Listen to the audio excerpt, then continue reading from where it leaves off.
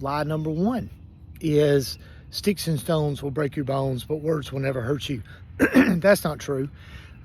Words can be very violent. And as a person diagnosed with type 1 diabetes in the 2nd grade, I understand that if you bullied me and you pushed me down, it might hurt for a little bit. I might scuff up my knee or get a scratch on my hand, but that goes away very quickly. And words that were said to me could be violent, and those words 45 years later, I still remember. Now, I've got control of that thought, so those words are no longer a problem to me.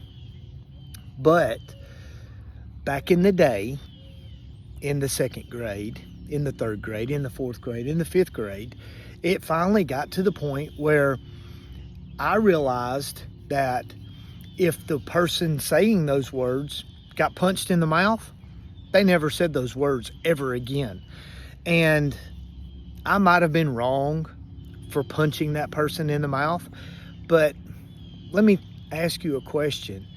If that saying is true, then why do we have an increased rate of school violence? And why do we have an increased rate of suicide?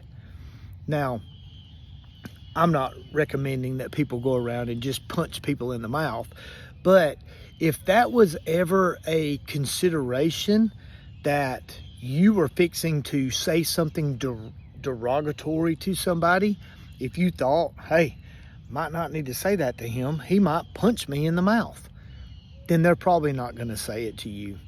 And if I could recommend one thing to all people in school, the administrators, the teachers, that punch in the mouth might have been deserved.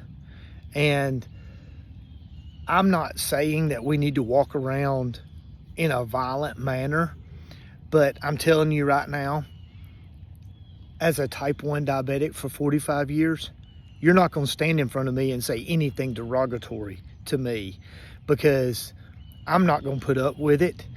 And I feel very strong in my presence that I don't believe anybody else is going to walk up and say anything to me.